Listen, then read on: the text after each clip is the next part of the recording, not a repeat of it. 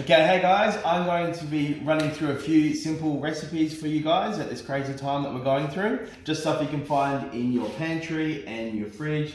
And these recipes are something that I like and that I whip up quite easily and no fuss cooking. Okay, so the first thing we're going to do is we're going to do a classic Southern Indian Mulligatawny soup. Just using anything in the fridge. It's one of those soups where you could make from anything you've got in there. Leftovers, you could add chicken to it. Today we're going to do a vegetarian version, but yeah, it'd be perfect to do any meat to it as well. Okay, so we'll start off with the soup and then we'll go into the bread. Okay, so in the fridge I have some zucchini, some carrots, some celery. I've got a bit of cabbage, a potato.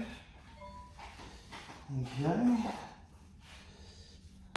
And I've got some garlic and some spring onions. Okay.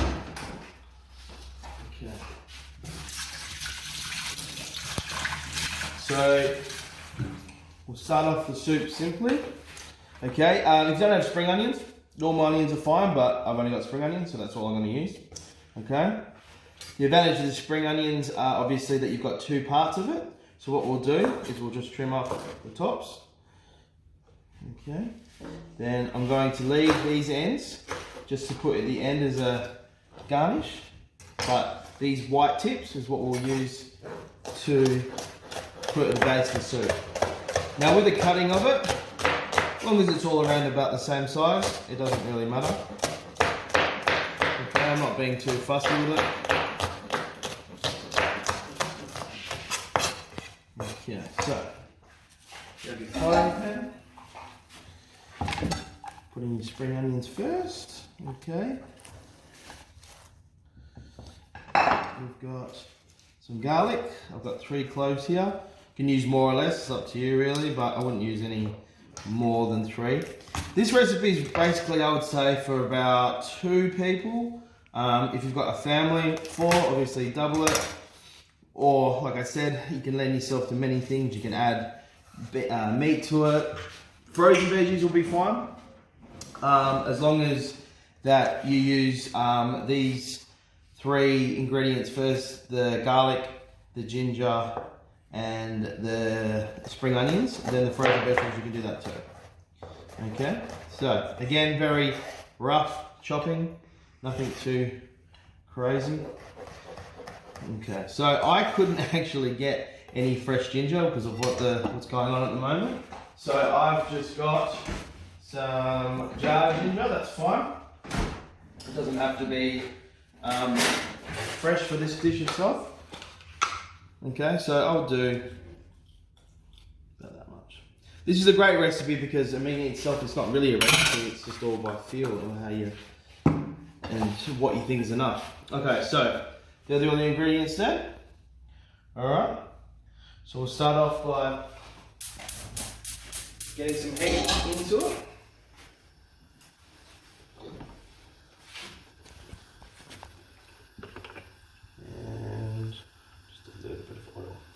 Okay, so while that is starting to fry up, we will come back and cut the rest of the vegetables. Okay, here we go. So, cutting up the rest of the vegetables. Again, nothing too fancy. You just don't want it to be too big because you want to try and cook it evenly, but you just chop it up like that.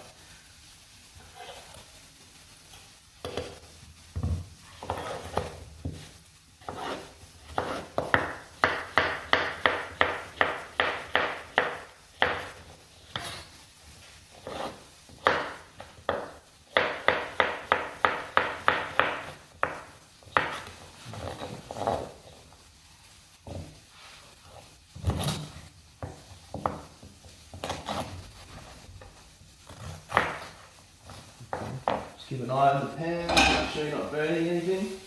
When you're cooking it, you're not looking to get too much colour at this stage. You just want to try and just start the cooking process, get all those flavours working together. Okay, I've washed all these vegetables, but with the carrots and the potatoes, I don't bother about peeling them, especially a dish like this. It's very rustic. It's not particularly something that you want to have to be too finicky about, you know. And most of the nutrition in the vegetables are actually in the skin anyway, so you're probably doing yourself better. As long as you just give them a good wash, then that's fine. Now this dish would be lovely in the winter time when you're looking for a nice warm bowl of comfort. Or even in the summer if you want a nice quick mid-week meal, it's fine. Okay, so got all the vegetables here, all cut up. I'll be adding the cabbage and the spring onions later on, but we'll just get all these vegetables in now. Just get the cooking process happening.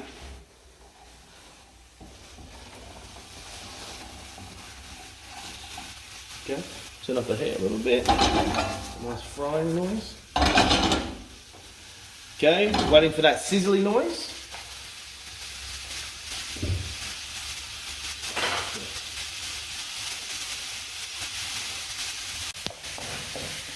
Okay, so just cut out the potato, like I said before, no need to even worry about peeling it, just make sure you give it a good wash, okay? Now that sizzling is happening now, which is great, which you know flavour is happening. Okay, add this one into there. Alright, so what we got left over here is the cabbage and the tops of the spring onions. Now I'm going to let this cook out a little bit more before we add this, and we'll just add it at the end to give it a bit more brightness, a bit more texture, because it won't be as cooked as the other one. It'll just be lovely. I've also found in my depths in my fridge a little bit of spinach here. Now again, like I said, it's whatever you've got in there. Kind of more the better, but we won't put that away. We'll do that later. Okay, so getting a real sizzle on now.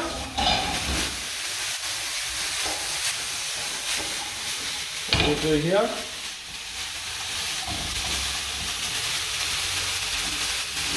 we'll introduce the dry spices to let it cook out.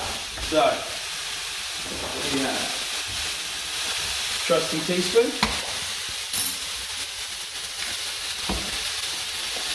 put some fennel powder. Now if you haven't got fennel powder, that's fine, it's an optional thing. The three spices that you absolutely need in this dish are some cumin, 1 teaspoon of, a little bit more of that one. Some turmeric for a beautiful colour and earthiness.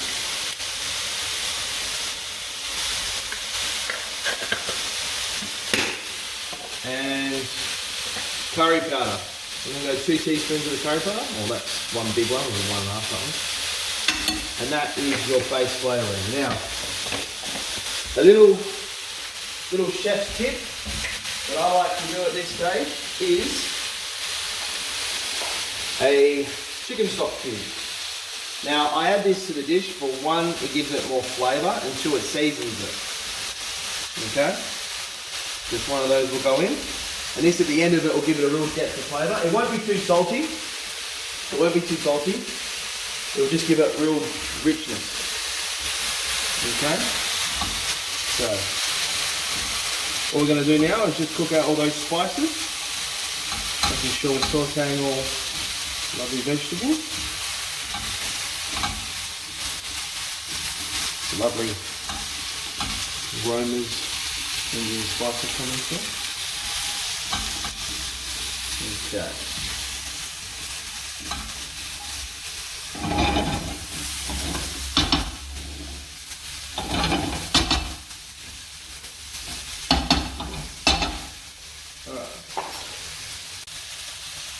Okay, next stage is to add some rice. Now, you can add any type of rice to this dish. Brown rice, basmati, jasmine, it doesn't really matter.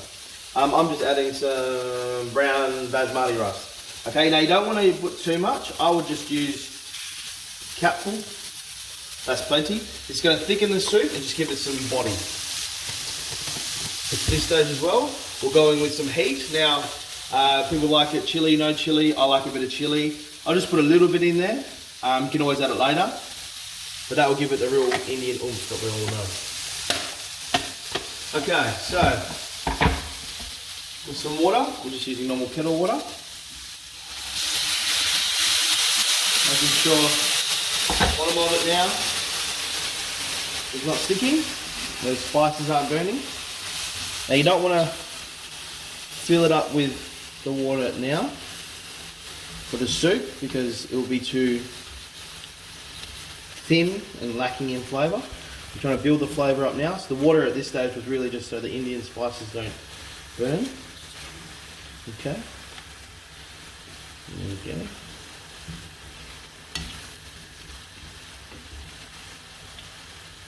Yep. Okay, so next to go in is some coconut milk or cream. So the coconut cream or milk, you don't have to add too much to it. Probably 250 mils, say a cup of, for this portion. Obviously if you're going to do more, you do more. Alright, going with it now. Okay, now a little tip as well. Don't let any of those coconut flavours go to waste. Clear the tin. Go around like that. Okay.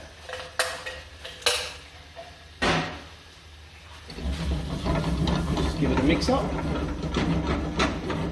Alright, so at this stage, we're just going to taste it. See if everything's balanced. See how everything's going.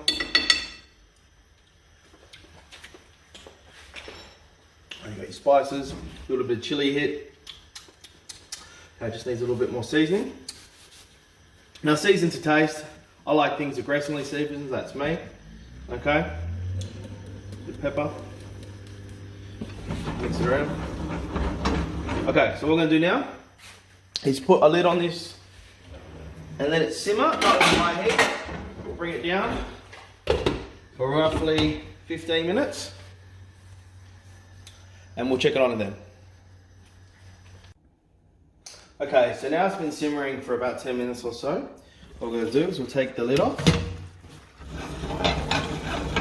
So the curry sort of base is coming together for the soup.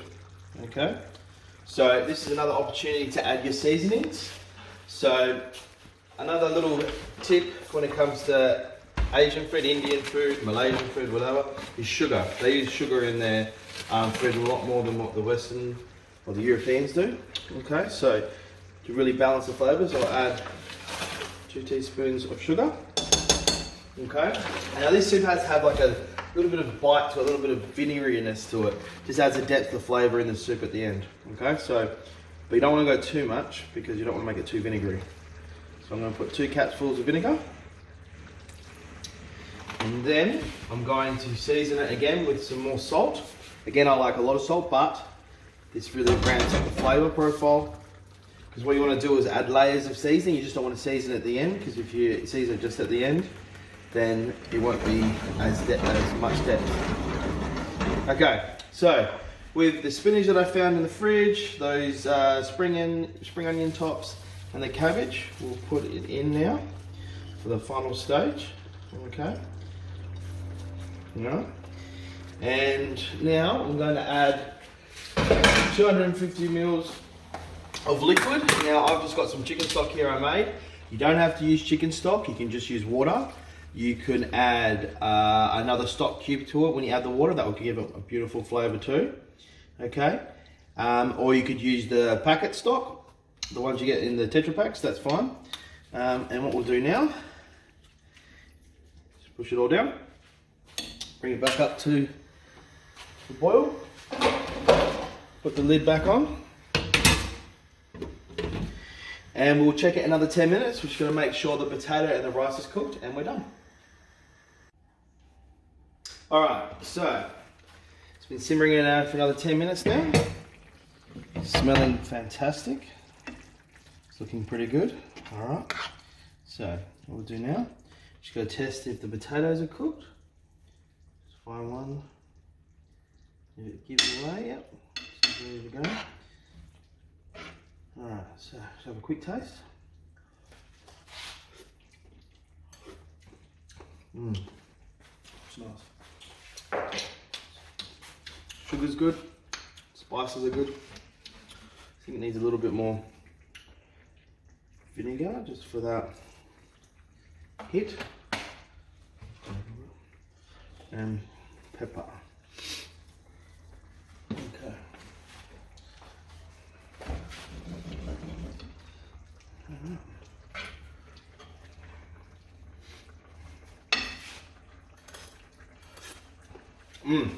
Right, spot on. Right. So, at this stage, you can go wild. Some fresh coriander would be absolutely delicious. In this, you could put some curry leaves. That would be really good too.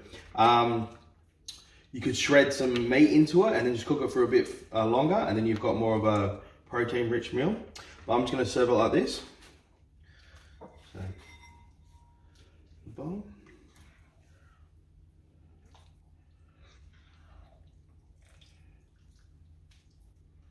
Just like that. Okay. We'll grab some floral leaves.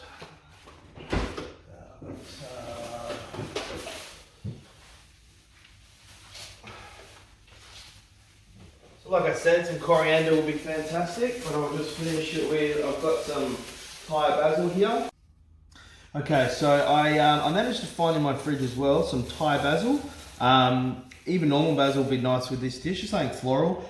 Coriander, like I said before, would be perfect, but what we'll do is we'll pick some nice little leaves off here. There's one. Okay. And wash it. Just put them around the dish like that.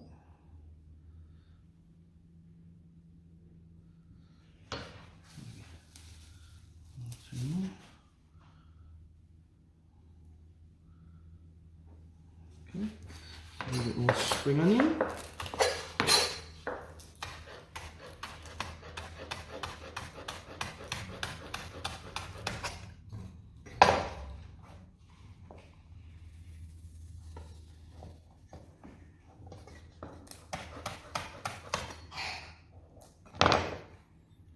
Okay. That little hit of oil.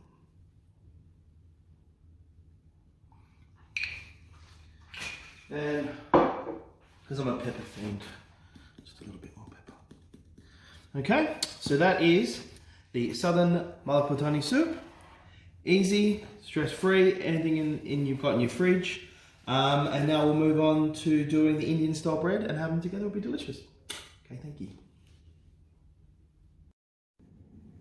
Okay guys, so to go with our beautiful soup today, we're going to be making Indian style bread. Now this version of the bread I'm going to be doing is super easy. It's not hard at all. It only takes a couple of hours, but it's a great complement to the soup. Okay, now first thing we'll do is start off by turning the kettle on. Okay, so the normal kettle, put it on like that. Okay, while that is getting hot, I'll start off by getting some whole spices.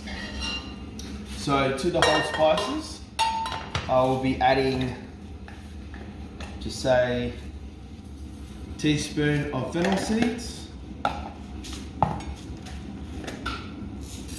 about the same of coriander seeds, and some cumin seeds. Okay, so now what we need to do is just toast these up very lightly just to release the oils, and it will give the bread more flavour.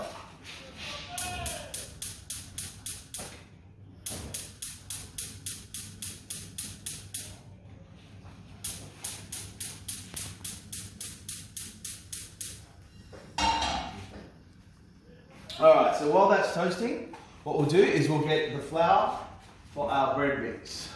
So, just plain flour, it can be any type of flour, whole milk flour, but not self-rising flour for this recipe, okay? So, we will need 1 cup, 1 normal cup, doesn't matter what it is, as long as you use the same quantities, you'll be fine, okay? So for this recipe, I'm going to be doing 2 cups of normal flour.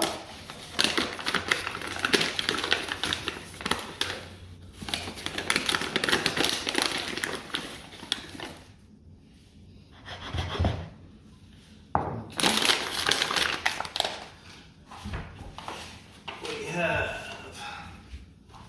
1 teaspoon of salt,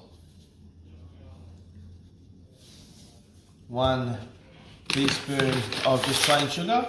It can be brown sugar, it can be caster sugar, it can be icing sugar. Preferably butter icing sugar, but if you have to, you have to. And that's just for the yeast to feed off. Okay, so also need some yeast for this recipe. And that is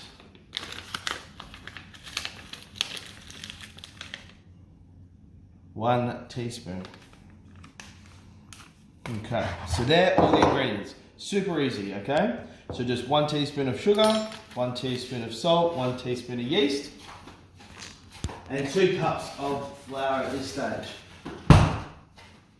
So let's come over and look over here now, the spices. Now they're all toasted up nicely, very fragrant. You can smell all that beautiful coriander and fennel. Now, not everyone at home is going to have a mortar and pestle. So I'm just going to show you the way I do it if I'm in a rush or if I can't be bothered. Okay, I just get the back of a spoon and I push down. And what you're trying to do is you're just trying to crush everything up. So it's just not whole. Crushing it up will just make it easier and disperse into the bread. Okay. Just popping all those coriander seeds so they get that nice, lovely, sort of grassy notes. Okay. But of course, if you've got a mold and pestle, just chuck that in and beat it up. Okay, so to the flour, we add the toasted spices. Okay, nice and easy. Fire now. The water in the kettle boiled. So this recipe is super easy, no kneading. I've done it 100 times. It's quite easy to do. Okay, so to the yeast, flour, spices, sugar, salt mix, we're going to add 1 cup of hot water and a half. Okay. So at this stage, when we're mixing, just getting a spoon or a fork or whatever, and you're just mixing the flour and all those spices together.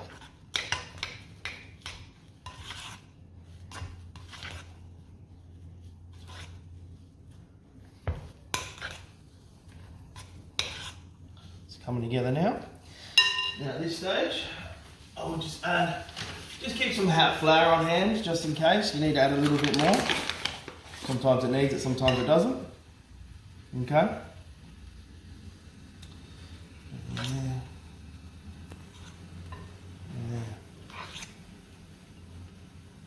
Just a little bit more.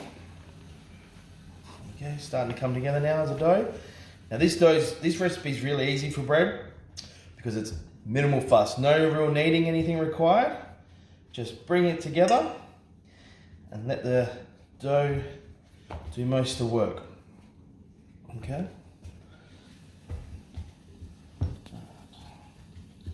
Okay, so scrape the edge of the bowls. Now what to do now is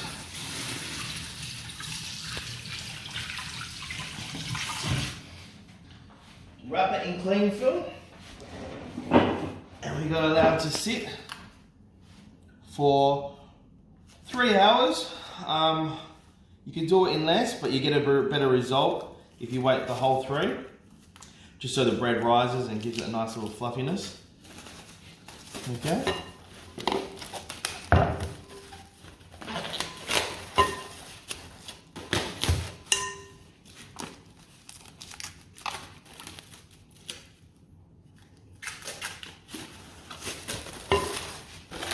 Alright, so put this to the side, let it rest for 3 hours, and we'll come back to it and we'll go to the next stage. Okay guys, so now the proving has done for the bread. It's been sitting here for 3 hours, and as you can see, it's doubled in size, and you've got these nice little bubbles come up. Now, when I put the water in before, I did use a kettle, correct? But the water wasn't boiling. I allowed it to cool just a little bit, so don't put it in when it's really boiling. Okay, so the next stage, what we're gonna do is knock it back. So just put a bit of pressure on it, peel back the dough itself. And like I said, this dough doesn't need any kneading. I'm just basically forming it, okay? So basically, just a little bit of flour. I'm just making the shape, and that is all I'm doing. Just trying to make a ball out of it. Just like that. Holds its shape. There we go. And I've put it into a mold with some greaseproof paper. Okay, so at this stage, this needs to allow it to rest for about 45 minutes or so, okay? So what I've done here, I've preheated my oven to 240 degrees. Now it's very hot, okay, because I'm using the Dutch oven method. So I have one of these. It's a very heavy cast iron pot that I like to use for my bread, because what it allows is it allows the temperature to intensify and allows it to steam, getting a nice crusty crust on the bread. If you don't have one of these, it's fine. You can just use a normal tray, but instead of having it at 240 degrees, you'll have it at about 200 degrees, and you'll probably cut the temperature down of cooking, okay? So, what we have to do now is that needs to prove for 45 minutes. So when that's proving, what we're going to do is put the Dutch oven in the oven, allow the temperature to come up. 45 minutes time, we'll put the bread in and cook it. Okay, so now the 45 minutes has been up, and as you can see, it's risen up into a nice shape. I just put some cuts in here with a knife, just so that the bread's got somewhere for a pressure point for it to come out. Okay, so now we're at the stage of it going in the oven. I've just got some sesame seeds. This is optional. This is just what I've got in the cupboard. So I'm just going to put some sesame seeds over the top. Just like that. Just to give it a little bit of colour and smell and flavour. Okay, so my pot, my Dutch oven that's in the oven will be red hot, ready to go. So open it up. You've got to be careful at this stage because it's very, very warm. Okay. So if you didn't have one of these and you were needing to put it on a tray, what you would do, you just bring it over here. Then you'll be putting it on the tray and then in the oven at 200 degrees for half an hour. Okay, or until it's a nice crust on top. We're going to be using this method today, so what we'll be doing is we'll be putting it straight into the pot like this. Right. Putting the lid on top, and in the oven for half an hour. After the half an hour, we will check. We'll check it, and then we'll see if it needs a bit more colour. Okay, so half an hour is up. Let's have a look at our bread now. Okay. It's very hot. Oh, look at that. So, got a nice colour to it. Smells lovely. Okay, so the next stage, what we do is make sure that it has a nice crispy base. So I'm going to take it up quickly and get rid of this greaseproof paper. Alright, we're just going to pop the loaf back in at the bottom and just pop it in for another just 10 minutes and then it should be done. Okay, so 10 minutes is up, everything's all finished. Let's have a look at the loaf. There you go. It's a beautiful colour. So if we're doing it on the tray and not the pot, You'll just check until you get a nice colour like what you can see right here. Okay, so take the bread out. And sit it right here. So you've got a Southern Indian style soup, mulligatawny, with a Indian style bread. The bread you could do any flavours with. You could put lots of different flavour combinations, but that's a basic loaf. And I hope you enjoy.